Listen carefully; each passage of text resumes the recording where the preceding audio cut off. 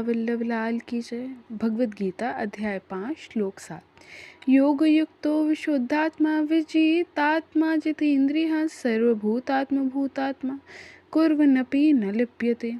जो भक्ति भाव से कर्म करता है, जो विशुद्ध आत्मा है और अपने मन तथा इंद्रियों को वश में रखता है, वह सबों को प्रिय होता है। पहला, भक्ति भाव से जो कर्म करता है, जो विशुद्ध आत्मा है और मन और इंद्रियों को वश में रखता है, वे सबको कैसा होता है? प्रिय होता है और सभी लोग उसे प्रिय होते हैं। ऐसा व्यक्ति कर्म करता हुआ भी कभी नहीं बंधता। जो कृष्ण भावना अमृत के कारण मुक्ति पथ पर है, वह प्रत्येक जीव को प्रिय होता है। प्रत्येक जीव उसके लिए प्यारा है। यह कृष्ण भावना अमृत के कारण होता है। ऐसा व्यक्ति किसी भी जीव को कृष्ण से पृथक नहीं सोच पाता। जिस प्रकार वृक्ष की टहनियाँ, पत्तियाँ वृक्ष से भिन्न नहीं होती, वह भली भांति जानता है कि वृक्ष की जड़ में डाला गया जल समस्त पत्तियों तथा टहनियों में फैल जाता है, अथवा आमाशय को भोजन देने से शक्ति स्वतः पूरे शरीर में फैल जाती है। क्योंकि कृष्ण भावना अमृत में कर्म करने वाला सबों का दास होता है, अतः वह हर एक को प्रिय होता है। चूँकि प्रत्येक व्यक्ति उसके कर्म से प्रसन्न रहता है, अतः उसकी चेतना शुद्ध रहती है। चूँकि उसकी चेतना शुद्ध रहती है, अतः उसका मन पूर्णतया नियंत्रण में रहता है, यानी कंट्रोलिंग में रहता है। हमेशा कंट्रोल रहेगा उसका मन, क्योंकि उसकी चेतना कैसी है? शुद्ध है। अपवित्र कुछ भी नहीं है उसके मन में। मन में नियंत्रित होने से उसकी इंद्रियां संयमित रहती है। अब मन नियंत्रित है तो इंद्रियां भी संयमित हैं।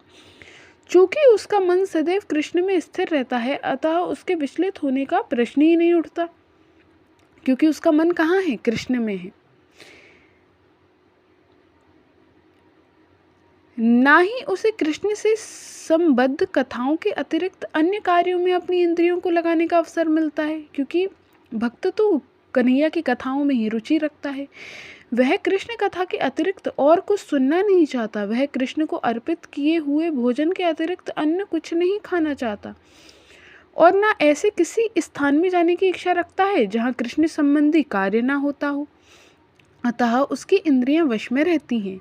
ऐसा व्यक्ति जिसकी इंद्रियां संयमित हो, वह किसी के प्रति अपराध नहीं कर सकता। इस पर कोई यह प्रश्न कर सकता है, तो फिर अर्जुन अन्यों के प्रति युद्ध में आक्रामक क्यों था? क्या वह कृष्ण भावना भावित नहीं था?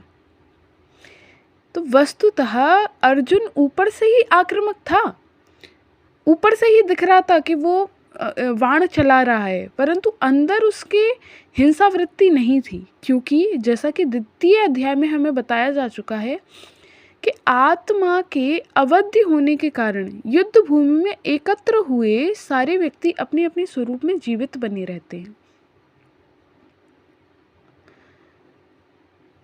आत्मा के अवध्य होने के कारण युद्ध भूमि में एकत्र हुए सारे व्यक्ति अपने अपने स्वरूप में जीवित बने रहते हैं। अतः आध्यात्मिक दृष्टि से कुरुक्षेत्र की युद्ध भूमि में कोई मारा नहीं गया। वहाँ पर स्थित कृष्ण की आज्ञा से केवल उनके वस्त्र बदल दिए गए, क्योंकि आत्मा कभी मरती नहीं है। अतः अर्जुन कुरुक्षेत्र की युद्ध भूमि में युद्ध करता हुआ भी वस्तुतः युद्ध नहीं कर रहा था। अतः यानी अर्जुन युद्ध करता हुआ तो दिख रहा था कुरुक्षेत्र में, परंतु वह युद्ध नहीं कर रहा था। वह तो पूर्ण कृष्ण भावना अमृत में कृष्ण के आदेश का पालन मात्र कर रहा था। ऐसा व्यक्ति कभी कर्म बंधन से नहीं बंधता। कैसा व्यक्ति? जो प्रभु की आज्ञा का पालन करता है, वो कभी कर्म बंधन से नहीं बंधता। बोलो श्रद्धा वल्लभ लाल की जय।